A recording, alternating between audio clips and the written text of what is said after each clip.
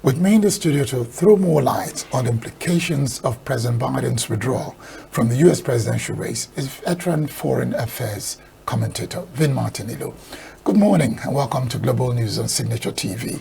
Thank you so much. How do you read the political room in the U.S. now? Well, it's hot. You know, it's full of uncertainty because what has happened has never happened. The last time it happened was in 1968 when President Lyndon B. Johnson had taken over from Jeff Kennedy after his assassination. And then in 64, he went for re-election and won that re-election. But in 68, because of the Vietnam War and a lot of anger within the party and within the American system, it was very difficult for him to run. So there was this kind of dilly-dallying back and forth until in 68 he had to withdraw. And someone else took that mantle or took the nomination.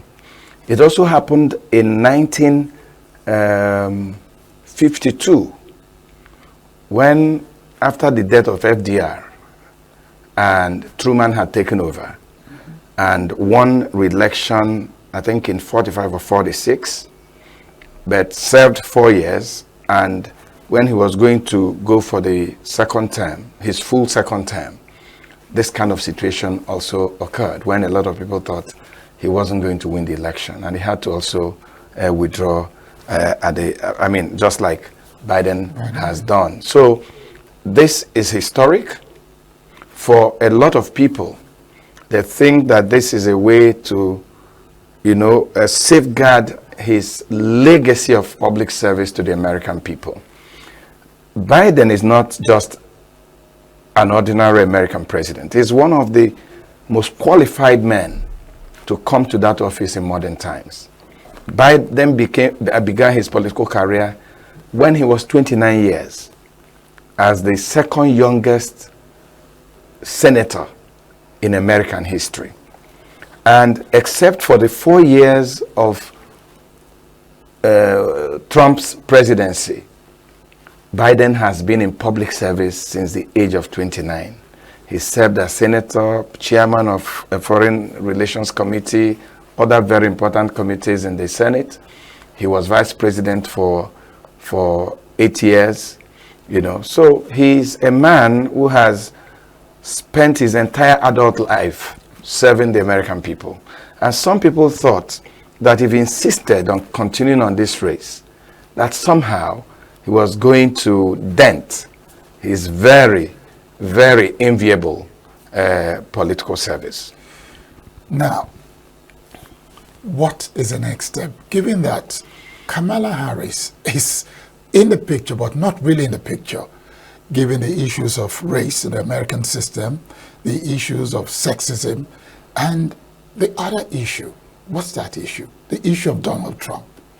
Well, if anybody tells you, whether it's Kamala Harris, whether it's any of the other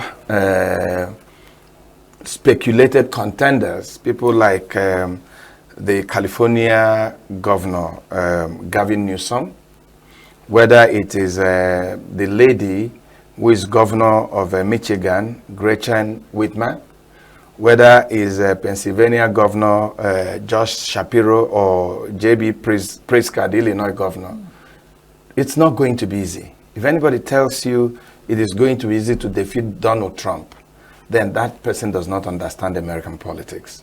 It is a tall order. It's doable. But for me, I think it will be a 50-50 chance.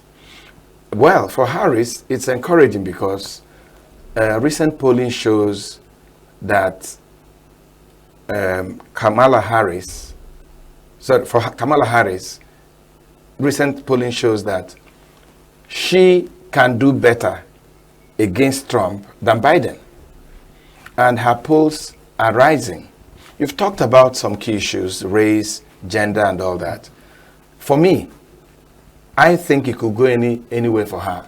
There'll be a lot of people supporting her because she's a woman. She will be the first woman to be president of America. She will be the first American of Asian descent to be president. She will be the first black woman to be president and second black person to be president after Obama. So there's so much history around her, which can be in her favor. It can also be against her because is America ready for a second black president just a few years after Barack Obama? Is America, the entire America, ready for a woman president? So for me, this race is 50-50. It's not a race you can sit down and say, this person will win, this person will lose. The onslaught of Trump on the Democratic Party is not a tea party by any means. So what I think is that, and that is what we are seeing now, the Democrats are rallying around Harris. A lot of people are interested. Let's not go through the divisive struggle for who becomes a nominee, because look at it. When you choose a vice president, you choose a person that you think and believe that if anything happened to you, if you were to die, if you were to be incapacitated, that person is qualified to be president.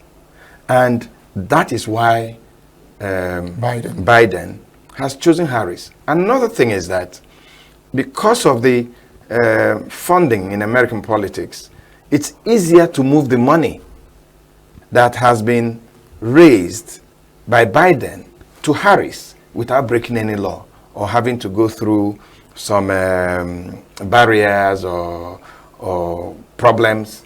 It's easier. She's vice president. She's been she's been a senator.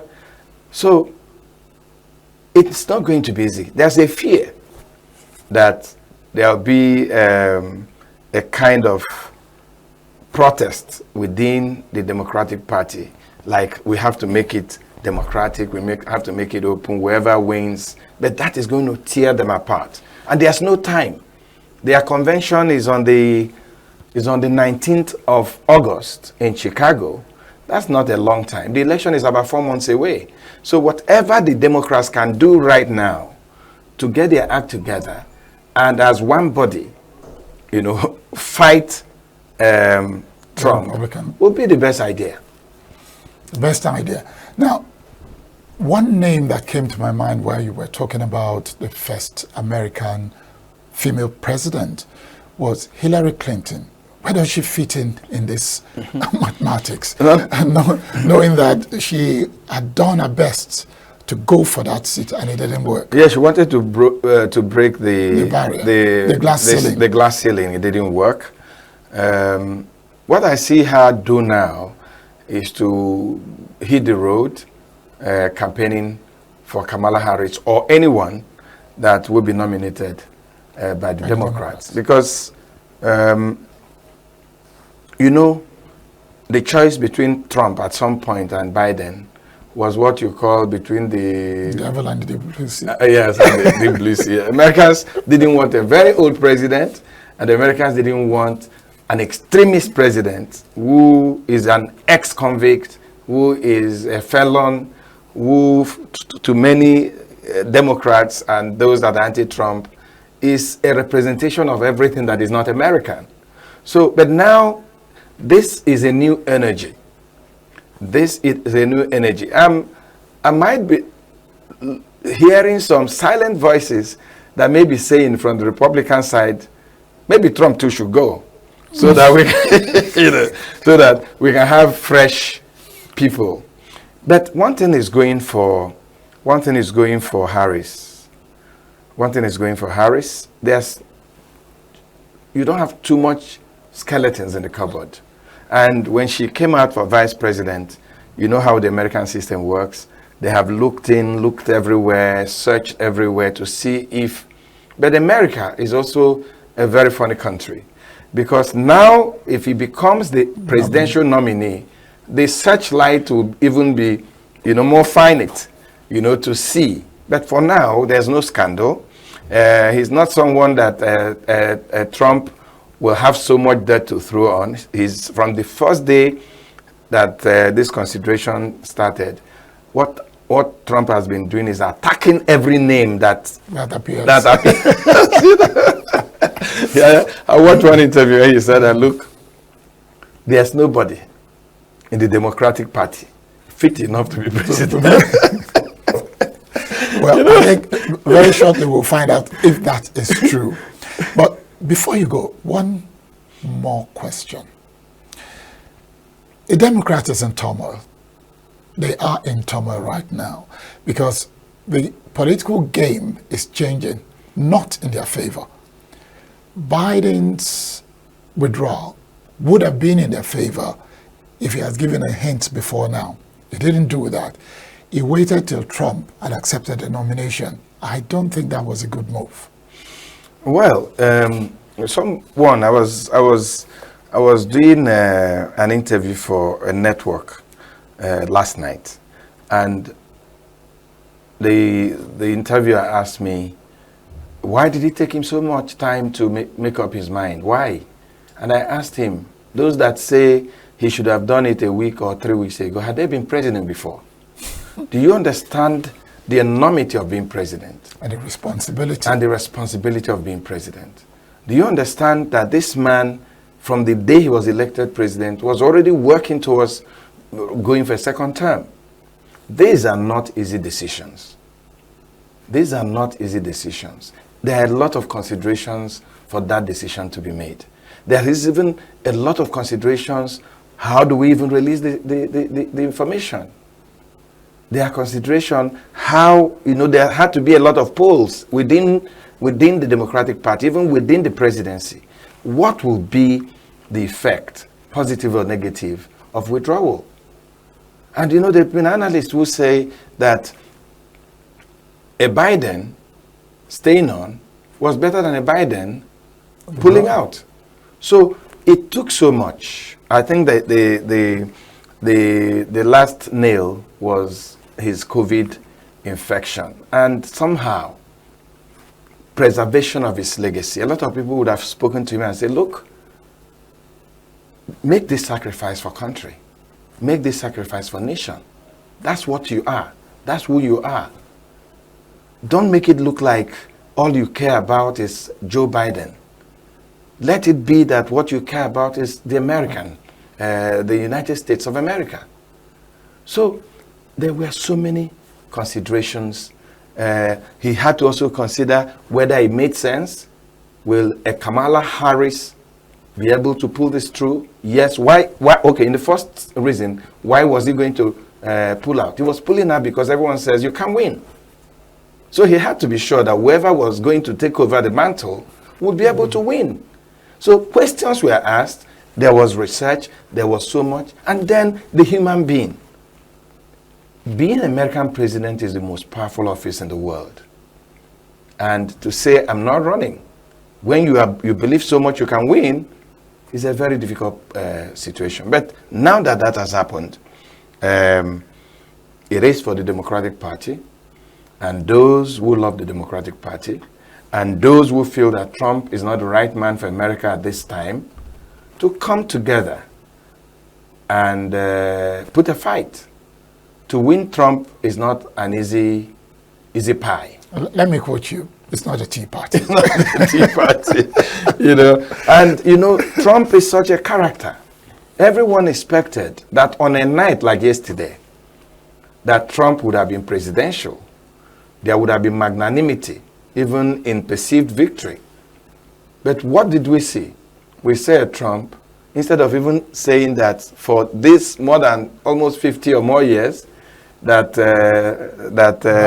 Biden has been in public service, there was nothing good he saw. All he said was, this was the worst president we ever had. But let's see how it goes. Let's see how it goes. America is a democracy, so everything is going to be transparent. But I don't know whether now Trump will now agree that if he loses, that he will agree that he lost. I just have to let you know, and that's Vinmartin, foreign affairs analyst. Thank you for coming on to Global News. Thank you. Signature TV will look forward to seeing you back here again, because the coming weeks will be hectic in the U.S. politics. Have a great day. Thank you.